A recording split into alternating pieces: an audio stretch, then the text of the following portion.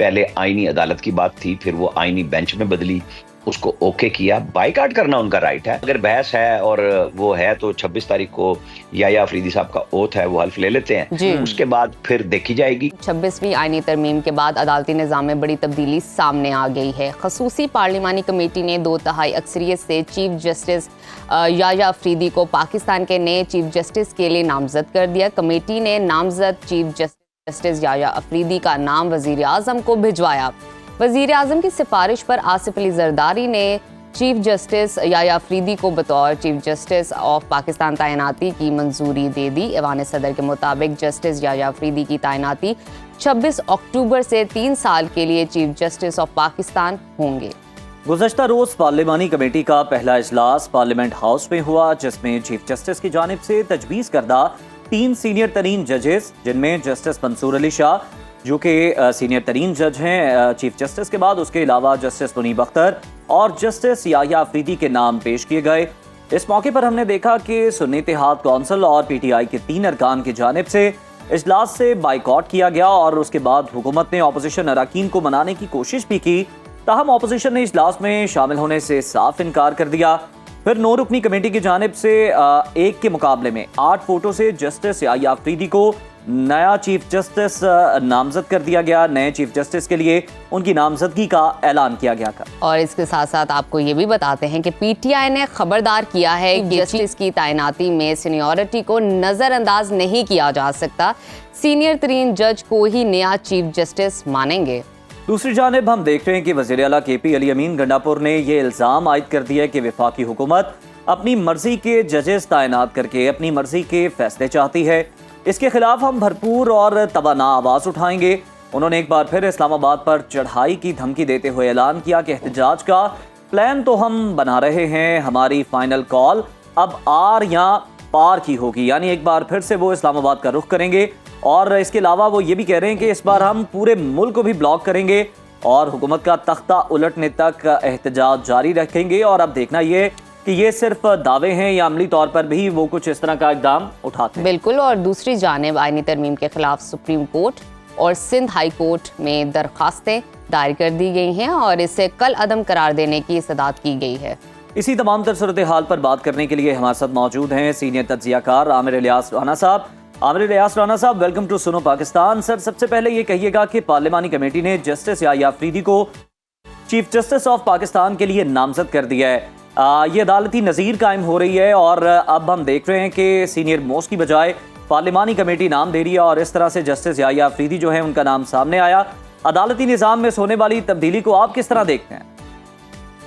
देखिए, ये पाकिस्तान में कोई पहली दफा नहीं हो रहा। पहले भी सीनियरिटी को छोड़ के जजेस की अपॉइंटमेंटें होती रही हैं और सजाद अली शाह साहब 4थे नंबर के जज थे जब उनको अपॉइंट किया गया था 1994 में। साद सऊद जान को गवर्नमेंट नहीं लगाना चाह रही थी और नंबर 2 और 3 ने भी इनकार कर दिया था, तो नंबर 4 आ गए थे और फिर उन्होंने ही 1996 में अल जिहाद ट्रस्ट का मशहूर फैसला दिया और कहा कि सबसे सीनियर जज को लगाना चाहिए और खुद स्टेप डाउन नहीं हुए, जिसके नतीजे में फिर वो कुछ हुआ कि उनके खिलाफ फैसले आए और उनकी अदालत उनके सामने बैठी और उनको उड़ा दिया गया।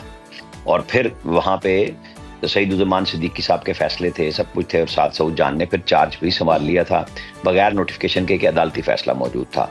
उसके बाद से ये रिवायत चल रही थी।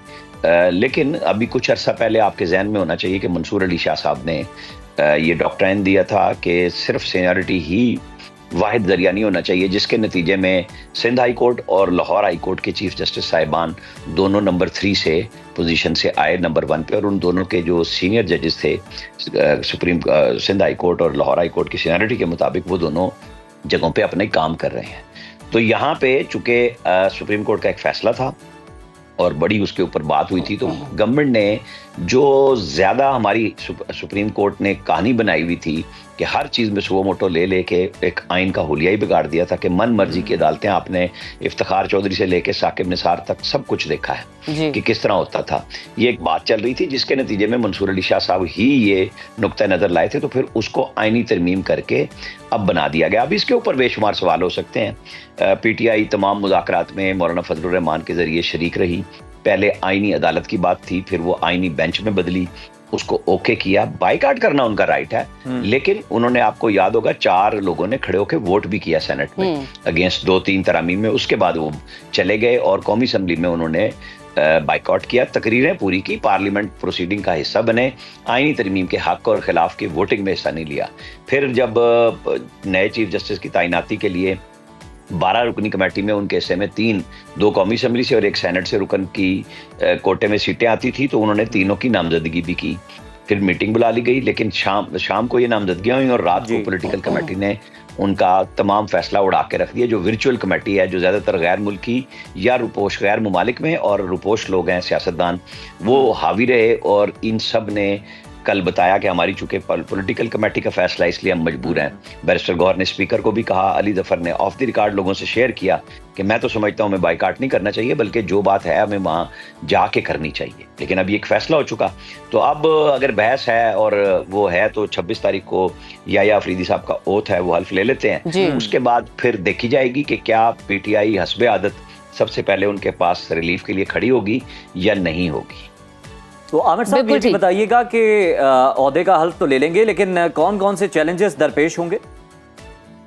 नहीं, देखिए, उन्हें अपने हल्फ के बाद सबसे पहले तो आईनी बेंच बनाना है। वो किसको बनाते हैं, क्योंकि चैलेंजेस अब जो चले जाएंगे वो आप और हमें सबको ये बात बताई गई है कि ये आईनी बेंच के पास जाएंगे और सुप्रीम कोर्ट के शायद जजों की तादाद भी 6 बढ़ा दी जाएगी कि अगर आईनी बेंच अपना काम कर रहा है तो वो करे, लेकिन ये जो सुप्रीम कोर्ट में बाकी जजेस हैं ये उसकी वजह से सफर ना करें, बल्कि आम आदमी के केसेस को सुने और रिलीफ दें। जब ऊपर से काम शुरू अगर हो जाता है कि हाँ जी रिलीफ मिल रहा है, तो फिर हाई कोर्ट्स का चूंकि एक मैकेनिज्म, आमिर इलियास साहब, फिर हम ये भी उम्मीद रखें कि आगे चल के लोअर कोर्ट्स तक भी ये रिलीफ मिलेगा अवाम को। मैं कह रहा हूं कि उन्होंने ये फैसला किया, आईनी तरमीम में दिया है कि हाई कोर्ट के जजों की बाकायदा मॉनिटरिंग होगी, एवेल्युएशन होगी और उसको जांचा जाएगा, पड़ताल होगी, बताया जाएगा कि आपके साथ वाले बेंच में इतने केसेस सुने गए, आपने इतने सुने, तो उनका सालाना हिसाब किताब होगा। तो यकीनी बात है कि जब आप चेक एंड बैलेंस में बराह रास्त किसी दूसरी पार्टी के अंडर आएंगे, वो कह तो रहे हैं जी पार्लियामेंटेरियन के अंडर आएंगे, भाई सारी दुनिया में इस तरह ही होता है। अब हमारे यहाँ अगर सिस्टम बनेगा तो जज साहिबान अपने फैसले बोलेंगे ना कि लोगों को रिलीफ दें, इतने क्यों टिकते हैं। जब हाई कोर्ट करेगी तो लोअर कोर्ट कैसे रुक सकती है? बिल्कुल ठीक। आमिर साहब, जरा फैसले देने होंगे। आमिर साहब, चैलेंजेस के हवाले से अब कुछ बात कर लेते हैं। अब नए चीफ जस्टिस तकरीबन 26 अक्टूबर को अपने ओहदे का हलफ उठा लेंगे, तो आपको क्या लगता है कि चीफ जस्टिस को किन किन चैलेंजेस का सामना करना पड़ेगा? मैंने आपको अभी इसी सवाल का जवाब इस तरह दिया कि आमिर साहब आपकी इसी जो आपने अभी एक बात की है, अकाउंटेबिलिटी की बात की कि हाई कोर्ट के जो जजेस हैं, सर इस पर ऑपोजिशन ये बड़ी तनकीद कर रही है कि अगर कोई जज अच्छा परफॉर्म नहीं करता आप उसको हटा दें, आप उसे सजा के तौर पर ये क्या है कि आप दूसरी हाई कोर्ट में लगा दें, इस्लामाबाद का बंदा आप लाहौर में ले आए, लाहौर का जस्टिस आप इस्लामाबाद में ले जाएं। इसके ऊपर भी सख्त मुखालफत थी कि जी ये तो मदाखलत होगी, तो वो शिक इस वक्त शामिल नहीं है। इस वक्त ये शिक है कि आपकी मॉनिटरिंग होगी, चीफ जस्टिस ही रिपोर्ट भेजेंगे ना। लेकिन सर वो साथ ही ऑपोजिशन कता कलामी की माजरत आमिर साहब वो इस खदशे का भी इजहार करें कि आगे चल के ये भी शामिल हो सकती है। नहीं तो ये आइन बनाने वाले पार्लियामेंट है ना, ये उनका राइट है, बनाए। आप अपने फैसलों से, जब आप सियासत कर रहे हैं अदलिया में बैठ के, हर तरह की सियासत हो रही है, तो फिर किसी ने तो चेक करना ही है ना। ये तो खुद नहीं कर सकते, ये तो अपनी पेंशन भी 100% ले जाते हैं। बाकी सरकारी मुलाजिम रिटायर होते हैं तो 70% पेंशन मिलती है, इनको बिजली के बिल भी 2000 यूनिट तक मिलते हैं, इनको बुक वैल्यू पे जो गाड़ी यूज कर रहे होते हैं वो साथ ले जाते हैं। इसीलिए मराद दी जाती हैं कि पोस्ट रिटायरमेंट भी आपकी मराद का ख्याल रखा जाता है कि आप इंसाफ खुश दिली से, इत्मीनान से फराहम करें कि आपके साथ मसाइल नहीं होंगे। लेकिन मसला क्या है, 27 लाख केस हैं, तो कहाँ जाए? कोई तो सोचेगा ना, सुनेगा, अच्छा या बुरा, तो उसके असरात आएंगे सामने। आमिर साहब, क्या ही बेहतर हो कि अगर 6 जजेस का जिस तरह से आपने जिक्र किया पहले कि इजाफा भी हो जाएगा, तो छुट्टियों में भी अगर कुछ कमी कर दी जाए, जो कि अंग्रेज दौर से चलती आ रही हैं, 3-3 माह की छुट्टियां गर्मी की, अगर उसमें भी कमी हो जाए तो अवाम को तेज तरीन इंसाफ फराहम किया जा सकता है। पहले ये काम 1 महीने 2 महीने से 1 महीने पे तो कादी फाइज ईसा ले आए हैं। ये सबके सोचने का काम है कि क्यों हम एंजॉयमेंट के लिए बैठे हुए हैं। हफ्ता आप कोर्ट वर्क करते हैं, इतवार आपके पास छुट्टी का दिन है। अगर आपने वैसे छुट्टी जाना, मैं तो बड़ा इस मामले पे बड़ा क्लियर हूं कि किसी जज के बच्चे की शादी हो, किसी के अजीज की शादी हो, तो वहां बेंच ले जाते हैं, उसी दारुल हुकूमत में। ये तस्वीरें भी हम देखते रहे हैं। क्यों क्यों ले जाते हैं भाई? आप जाएं, छुट्टी करें, अपने खर्चे पे जाएं, सरकारी खर्चे पे क्यों जाते हैं? ये अब अदलिया जिस तरह सोशल मीडिया ओवरऑल हावी हो रहा है, तो फिर सब आ रहे हैं ना उसके अंदर कटहरे में। अगर फौज के ऊपर तनकीद हो रही है कि उनकी ये मरात है या गुफ्तगू है, तो अदलिया पे आ रही है। मतलब आम सरकारी मुलाजिम को तो मरात नहीं ना मिलती, तो फिर है तो ये भी सरकार के ही मुलाजिम है ना, ये किसी और दुनिया से तो नहीं आए हुए। ठीक है आमिर साहब, जरा इस बारे में भी हमें आगाह कीजिएगा। हुकूमत 26वीं आईनी तरमीम की तमाम शिकों पर मिनुआन अमल कर पाएगी, आपको क्या लगता है? और ख़ास तौर पर 2028 तक मुल्क से सूद का मुकम्मल तौर पर क्या खात्मा हो पाएगा? देखिए, फेडरल शरीयत कोर्ट का भी फैसला मौजूद है और मेरे तो ख्याल में कर लेना चाहिए।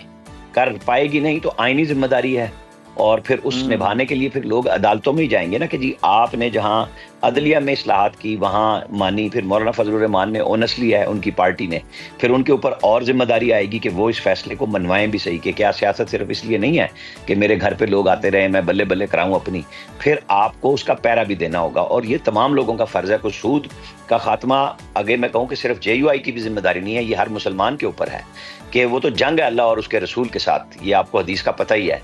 तो ठीक है, अगर सिस्टम चल सकता है तो उसको चलाना चाहिए, उसके लिए कोशिश होनी चाहिए। हम ये ना कहें कि जी अच्छा जी हो सकेगा, ये नहीं, हमें अपना अपना हिस्सा डालना चाहिए।